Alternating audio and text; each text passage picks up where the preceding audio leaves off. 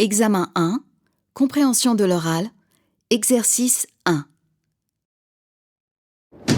France Info. Bonjour Philippe Duport. Bonjour Lucie, bonjour à tous. On va parler des collègues de travail ce matin, comme vous et moi. Cher Philippe, des collègues pas toujours faciles à supporter.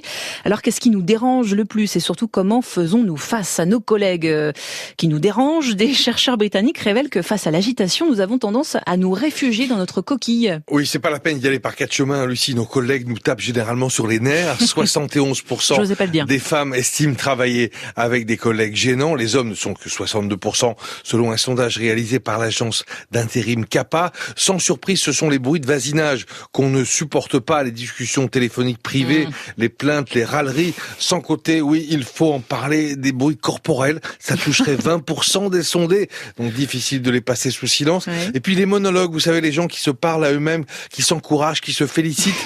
16% s'en plaignent, oui, en plein open space. Puis il y a même, si c'est pas comptabilisé par ce sondage, il y a même ceux qui sifflotent, qui chantonnent. C'est du vécu.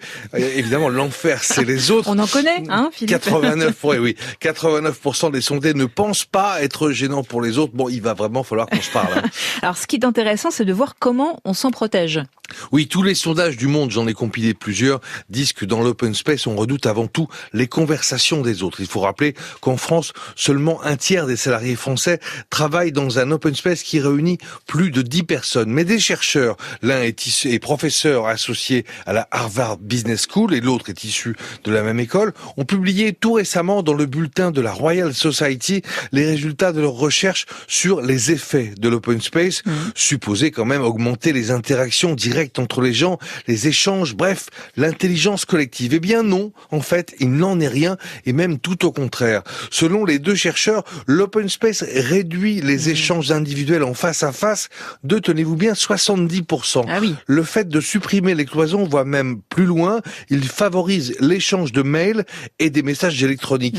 Plus 20 à plus 50% de mails si on est en open space. Et voilà ce qu'on lit dans leur rapport. Plutôt que d'avoir un entretien en face à face qui se déroulerait au milieu d'autres salariés, un employé pourra regarder autour de lui, voir si la personne à laquelle il veut s'adresser est bien à son bureau et à ce moment-là, lui envoyer un mail. L'open space favoriserait donc un report des communications physiques vers des communications électroniques, paradoxal mais pas tout à fait illogique. Et les chercheurs de conclure que l'open space produit l'effet pervers de réduire les interactions plutôt que de les accroître. Merci beaucoup Philippe Duport.